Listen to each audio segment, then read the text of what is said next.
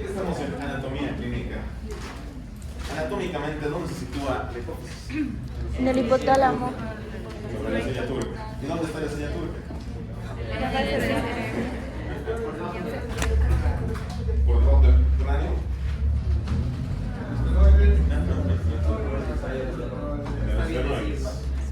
Entonces, esta pequeña cosita vendría a ser la hipófisis, que viene a ser como nuestra, básicamente,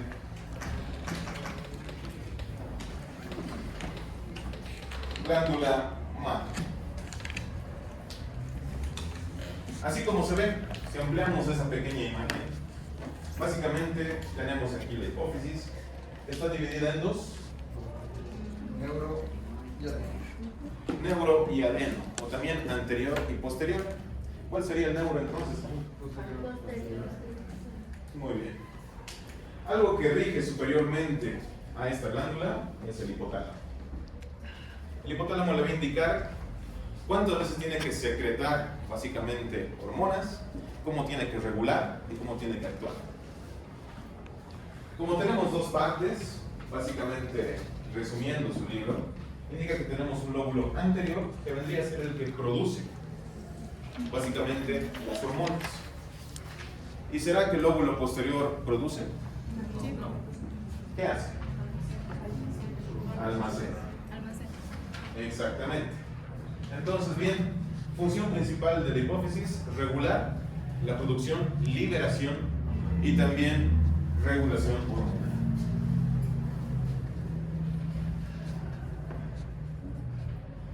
Entonces, bien, ya lo decía, se encuentra en ese espacio denominado la silla turca, pero básicamente en ese pequeño espacio donde está, tenemos estructuras adyacentes. ¿Cuáles serán esas estructuras? ¿Qué estructuras anatómicas? En caso de haber un crecimiento en nuestra hipófisis, aparte del nervio óptico, ¿qué más? Muy bien. Por eso es necesario que lean para poder interactuar, porque no soy tanto de presentar diapositivas, sino me gusta más conversar. Entonces, bueno, lo vamos a dividir esas hojas de su libro fácilmente diciendo que la hipófisis posee 3 lóbulos. ¿O son 2? Son dos. ¿Por qué dice 3? Error. No es error. Se denomina el lóbulo medio, básicamente, en los últimos estudios correspondientes a la parte intrínseca media que representa la hipófisis. Por lo tanto, no hay solamente 2, sino son 3. Ahora bien, decíamos bien que la neurohipófisis almacena. El lóbulo medio segrega la hormona estimulante de los melanocitos. Básicamente, ¿qué son los melanocitos? O sea, básicamente, si no estoy mal, van a darle la coloración negra a la piel con la melanina. Exactamente. Son los que producen la melanina y también dan la coloración de la piel. Por lo tanto, el lóbulo medio regula también. ¿De qué color somos? O sea, sería por culpa de eso. Estoy moreno por culpa de eso. Bueno, ¿a qué lado?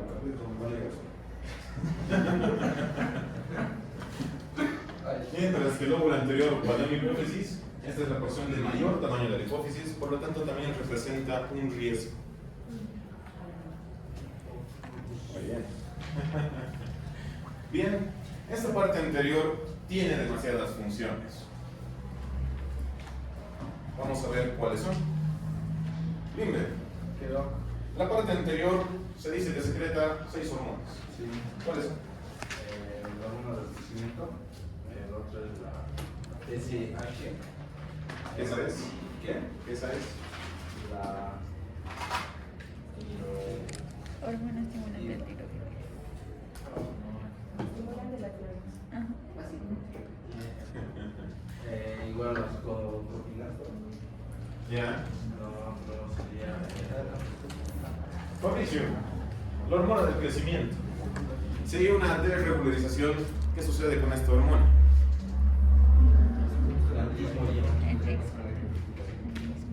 ¿No? Ya. Pero ahora, si hay una hiperfunción, una hipersecreción hormonal, ocasiona gigantismo. Muy bien. Tenemos la tirotrofina, que es la TSH, la cual estimula y controla a la tiroides. Y Leslie, la adenocorticotrofina, ¿qué hace?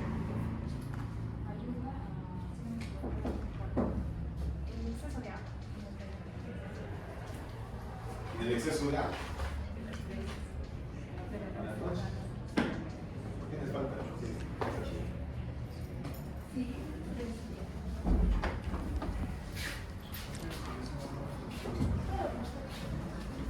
Esta controla la excreción de hormonas desde la corteza suprarrenal.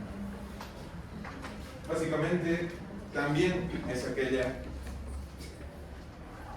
por lo cual se regulariza muchas otras situaciones que vamos a ir viendo más adelante. El resto de las tres, prolactina. Dorian, ¿qué será la prolactina?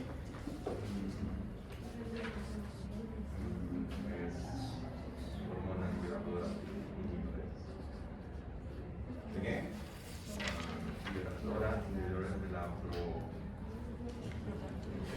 Vemos despacio a Belén. Belén, ¿qué es la prolactina? Porque tienes que venir leyendo, no justifica que estés de viaje.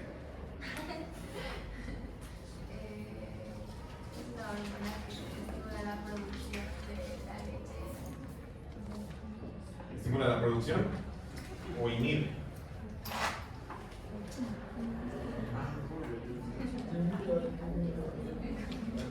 ¿Qué opinas, Kevin? Yo creo que estimula la producción de leche. Estimula e inhibe. Mucho depende en qué cantidad se encuentra. Tenemos la hormona folícula estimulante, que estimula básicamente los ovarios y los testículos en su crecimiento, y la hormona luteinizante, que al mismo tiempo. Eso. Una consulta. En caso de ver de la hormona estimulante del folículo, cuando estamos hablando de quistes ováricos, o sea, digamos, un quiste hemorrágico en el folículo, ¿se podría decir que hay una alteración de esta hormona? Sí. Hay una hipersecreción. ¿Y para eso son los anticonceptivos? Correcto. Reguladores hormonales. ¿De qué hormona es esto? Ahora bien, de nuestra neurohipótesis encontramos básicamente dos hormonas: la hormona antidiurética y la hormona oxitocina. La antidiurética o vasopresina, ¿de qué se encarga? Su mismo nombre lo dice, vasopresina. Regular el Volumen de la orina. ¿Cómo va a ser?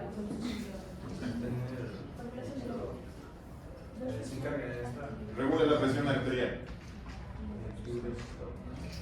Será a través de la diuresis. también la presión osmótica. Básicamente ustedes se han llevado sistema renina intestinal aldosterona. ¿Y tenía algo que ver la vasopresina? Sí. Y bien, como último la oxitocina. ¿Alguien ha escuchado para qué se utiliza la oxitocina? Es para adultos liso. O sea, ya sea en las mamas o en el útero. En caso de un parto es como que Una las contracción. contracciones. Exactamente. Entonces, bien, tenemos que ver específicamente que la oxitocina es aquella que se va a ir dando durante el trabajo de parto y también en algunas situaciones por una secreción excesiva. Entonces, ahí tenemos un gráfico general de la primera parte que han leído y han estudiado. Este indica que, como básicamente en esta zona donde se encuentra el hipotálamo, nuestra hipófisis va a ir regularizando o regulando toda la parte hormonal. Ahora bien, ¿cómo será que encontramos un equilibrio homeostático en nuestra parte del organismo? ¿Qué mecanismo hay de respuesta para decir, ya tengo suficiente de hormona de la glándula suprarrenal, ya tengo suficiente de hormona del crecimiento, ya tengo suficiente, básicamente, de la prolactina? Es cuando los almacenes ya están llenos prácticamente de esas hormonas y rechazan ¿Rechaza? No, disminuyen la actividad de la glándula. Se vuelven resistentes a la hormona. Resistentes. La inhibición retrógrada. Eso. Inhibición retrógrada o también sistema de retroalimentación. Entonces, bien, cuando lleguen a ser vastos y suficientes los niveles hormonales en los diferentes órganos, el mismo timo, es el timo. ¿Qué es eso? La glándula hipófisis va a decir, basta, dejen de producir, y se van a colmar básicamente los almacenes. Por lo tanto, si nosotros con este simple resumen ya hemos analizado, hemos visto las funciones tanto anterior y posterior de nuestra glándula hipófisis, tenemos que ver qué sucede cuando aparecen básicamente anomalías en nuestra glándula. ¿Qué sucede cuando hay una hiperproducción de hormonas a un nivel, se podría decir, de factor de crecimiento, a un nivel suprarrenal? Adenoma, carcinoma y hiperplasia. Ahora nosotros encontramos adenoma en un 90%, un carcinoma rara vez. 30%. Puede o no aparecer. Ahora bien, ¿qué es un adenoma? Es un tumor benigno. Es una. Está mal empleado, según el libro igual. ¿Es un qué? Una masa. Una masa. Se puede ser benigna o maligna. ¿Y qué es un tumor entonces? Es maligno. El adenoma es benigno y Exactamente. el carcinoma es maligno. Ya cuando hablamos de carcinoma estamos hablando de cáncer. Exacto. Entonces, bien.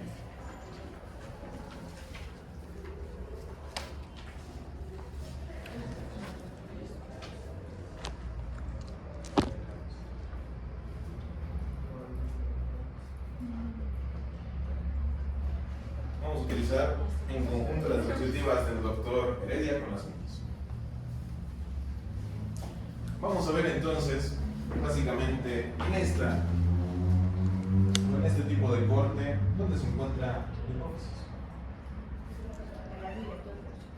La silla turca, ¿dónde está la silla turca? ¿Dónde Está se bien observa? sentadito. ¿Está bien sentadito? No, es. ¿Está bien sentadito? Sí. Ya sé. Se la pasa con 10 matemáticas.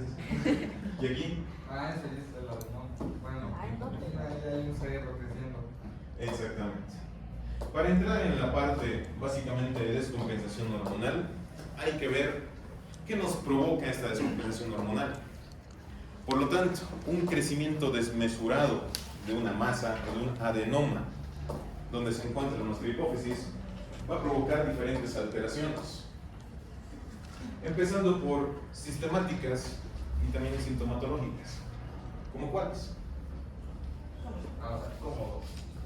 Si hay un crecimiento en esa pequeña cavidad, ¿qué va a empezar a apretar? El quiasma.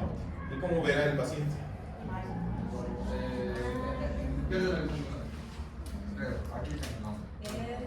Es Hemianopsia. bitemporal. Exactamente. Tenemos que ver que un crecimiento desmesurado, aparte de la producción hormonal que nos puede dar un adenoma, porque tenemos que diferenciarlos en dos: funcionales, no funcionales. En ese sentido, entonces, ¿qué tendríamos que evidenciar? Primeramente, un crecimiento desmesurado aprieta quiasma óptico, va a apretar básicamente nervios ópticos, está afectando y produciendo un aumento de presión intracraneal. Motivo por lo cual es muy peligroso que haya un aumento. ¿Por qué será tan peligroso?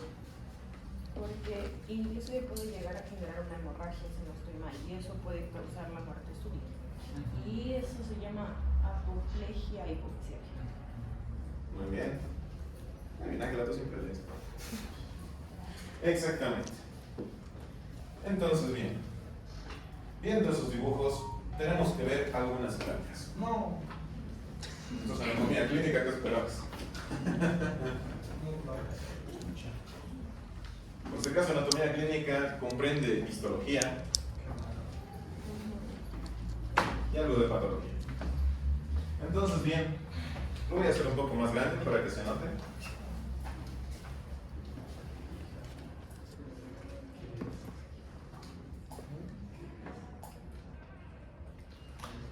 Esto es una hipófisis normal. Que si ustedes han pasado histología y recuerdan, díganme que sí. No. Bueno, les dije que me dijeran que sí. Hay que ser en la misma vida. ¿Cómo están viendo este tejido? Ah, muy bien, todo positivo, sí. O sea, contención basófila, acidófila y cromófila. Acidófila, bueno, no veo los rojos, pero supongo que el rosa es acidófilo. El morado podría ser basófilo y lo que está sin coloración, cromófilo. Muy bien. Si hablamos de la coloración, básicamente por la tinción tiene un color homogéneo. Para no llevar a grandes detalles, ya que histología no les ha gustado tanto, ¿verdad? Entonces, fíjense, la distribución también es homogénea. Vemos grandes cantidades celulares, por todo lo que significa el tejido. A otro tipo de tinción, observamos qué serán estos amarillitos.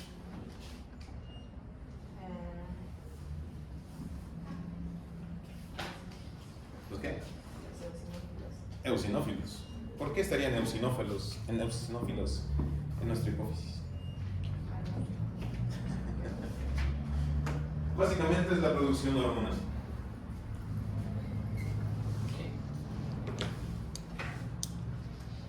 Si nosotros cambiamos, esto ya vendría a ser un adenoma.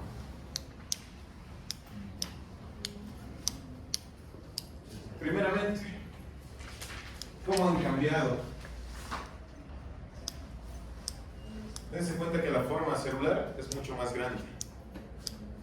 Aparte, ¿qué tenemos? Si antes era homogénea la repartición, ahora tenemos una multiplicación celular.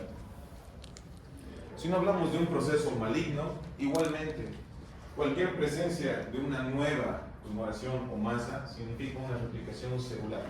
Por eso hay un crecimiento. Básicamente a esto se determina adenoma. El anterior, adenoma. Visto de otra manera. Normal.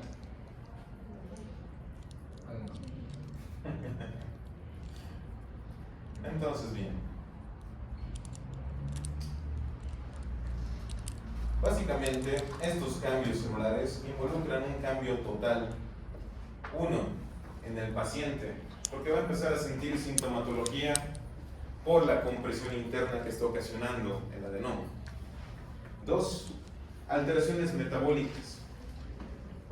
Muy complejas porque si el adenoma es funcional, está teniendo una sobreproducción hormonal. Y si no es funcional, ¿será que produce hormonas? Efectivamente, no. Entonces, bien.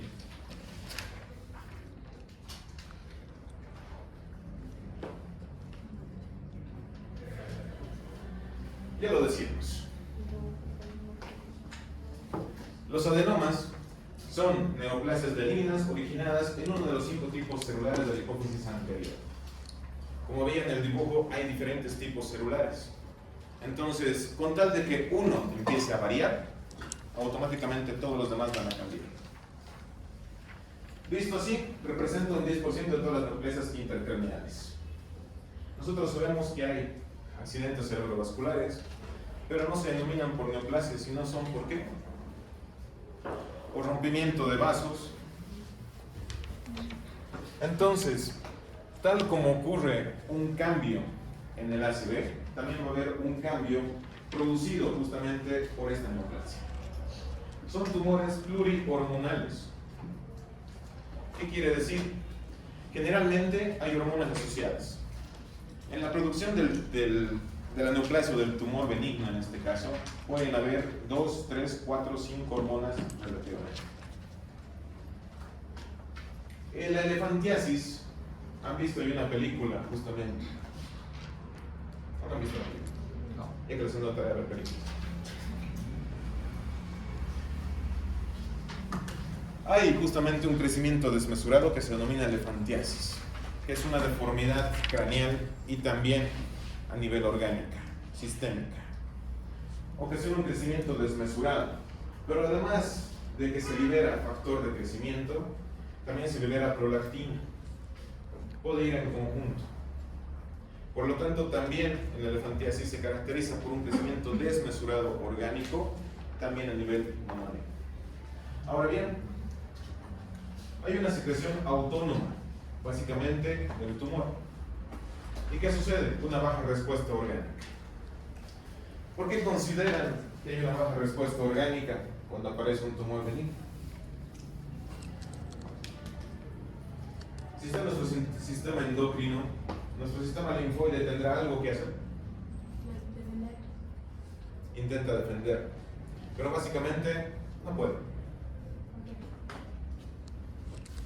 ¿Qué ocasiona una inflamación y una sobreproducción hormonal? Que nuestro cuerpo tenga básicamente más producción de hormonas, no lo pueda regularizar, hay una descompensación hormonal, falla la homeostasis y falla todo el sistema. Entonces se podría decir que se ve alterado el sistema linfático. Se altera. Ahora bien, aquí tenemos justamente la clasificación.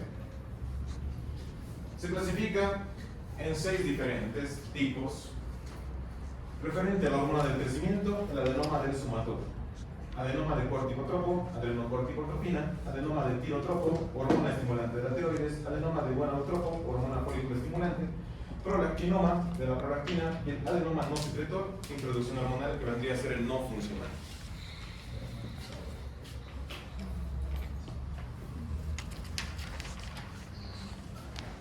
Ahora sí empezamos a hablar de lo que nos compete. Efectos metabólicos. Ya que estamos viendo metabolismo basal como el tema de la semana, tenemos que ver que esta desproporción hormonal básicamente concede diferentes alteraciones a nivel orgánico. Vamos a ver entonces. La afección de las regiones anteriores y preópticas del hipotálamo llevan a una vasoconstricción paradójica, taquicardia e hipertermia. También hiperfagia y obesidad. Lesiones hipotalámicas de lento crecimiento, como somnolencia, obesidad, hipotonía, o hipotermia, y alteraciones emocionales. Entonces, nos vamos a ir dando cuenta básicamente que esta hormona, que según sea la liberación, nos va a ir afectando a nivel sistémico. Básicamente los efectos por el crecimiento son cefaleas, pérdida de la visión por compresión del quiasma óptico, el fenómeno de sección del tallo, básicamente, infiltración lateral, afección del seno cavernoso, parálisis de pares 3, 4 y 6, infiltración hacia el techo paladar. Básicamente este crecimiento desmesurado de lo que vendría a ser esa masa condiciona varios órganos, no solamente uno. Entonces, bien, ya veíamos hace un momento, básicamente, el estudio para poder diagnosticar un crecimiento, el estudio gold estándar en este caso, es la resonancia magnética. Pero también podemos ver a través de rayos X de una manera cuando ya está avanzada. Sin embargo, para un diagnóstico pronto y preciso, hay que hacer una resonancia magnética por lo menos entre 4 a 6 meses en caso de sospecha. ¿Ustedes cuándo empezarían a sospechar que posiblemente hay un crecimiento normal en la hipófisis? El daño a la vista, tal vez. Sí, o sea, cuando ya estamos hablando de un macroadenoma, más no un micro, porque no sirve. O tengo entendido que los no funcionales son más difíciles de identificar que los funcionales. Exactamente. Los no funcionales no te van a provocar un desequilibrio, más que el anatómico correspondiente. Pero si es funcional, va a empezar a dar sintomatología. ¿Cuál? La que ya vieron hace un momento. Ahora bien, básicamente, las lesiones se van a dividir entonces en micro y en macro. ¿Cuándo se denomina macro, Ángel? Mayor o igual a 1 centímetro. Entonces, ¿cuánto tiene que crecer? ¿Será desmesuradamente? No. Imagínense la silla turca, ese espacio bien pequeñito que se encuentra en los esfenoides. Si es alterado, básicamente va a ser notorio.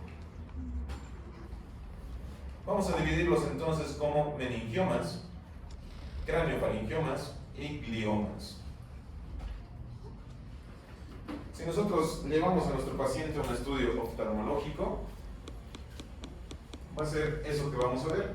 Primeramente, campiometría por confrontación, perimetría, hemianopsia bitemporal, que es lo que les menciona el libro, defectos bitemporales superiores, cortes de campo homónimos, que quiere decir que la vista va a empezar a fallar de una manera u otra. Generalmente, cuando empieza ese crecimiento desmesurado de esa masa, sucede que hay pequeños destellos, se pone borrosa la vista. Un ejemplo claro, están viendo televisión y sienten que de un momento a otro se pone borroso. Algunas personas piensan es la señal de la tele. No lo digo en bromas, en serio. Y se quedan ahí, piensan que simplemente es el televisor quien está fallando. Y no. Hasta que después en la calle están caminando y se les pone borrosa la vista. Básicamente son indicios iniciales de una posible masa. Referente a los laboratorios, nos pueden dar síndromes clínicos como el Cushing, acromegalia, galactorrea. ¿Alguien sabe qué es el Cushing?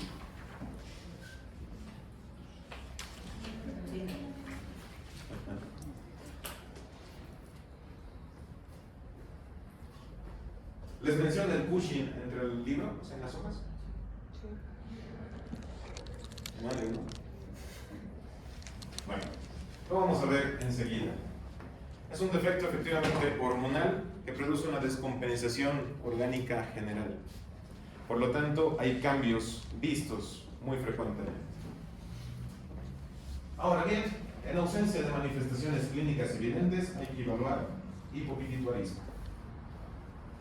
Básicamente para determinar si está por debajo lo que es el desarrollo hormonal y la producción, para saber también si hay alguna alteración. Por lo tanto, vamos a determinar prolactina, factor de crecimiento similar, el cortisol, FSH, LH y pruebas de función tiroidea. Por eso es que a nivel laboratorial generalmente hay que pedir todas las pruebas a un paciente que sospechemos.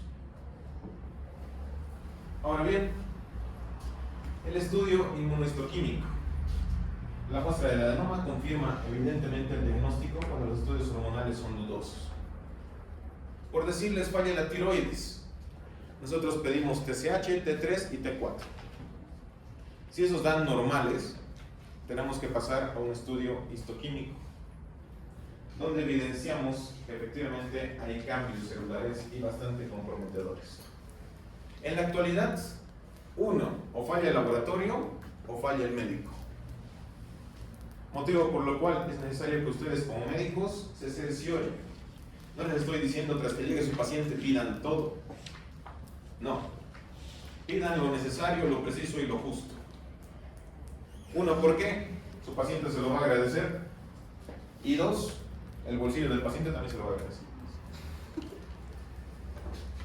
Entonces, el tratamiento generalmente en este tipo de tumores es la cirugía. La de elección transesfenoidal. El abordaje de elección, dependiendo del cirujano, ustedes van a llevar cirugía el siguiente semestre. Generalmente en Cochabamba, lo que es las masas a nivel de la hipófisis ha aumentado en un 30%. Así que si antes no veíamos este tipo de cirugías, ahora las van a ver. Todo está empezando a cambiar. Ahora bien, ¿será que estos tumores son hereditarios?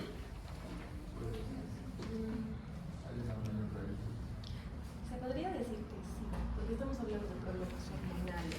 Entonces la madre podría heredarle eso a la hija. O bueno, no sé, pero tiene mucho que ver con el estilo de vida. ¿Qué afecta en el estilo de vida de una persona? Lo que come, lo que ingiere, ¿sí? El sedentarismo, los malos hábitos o buenos hábitos.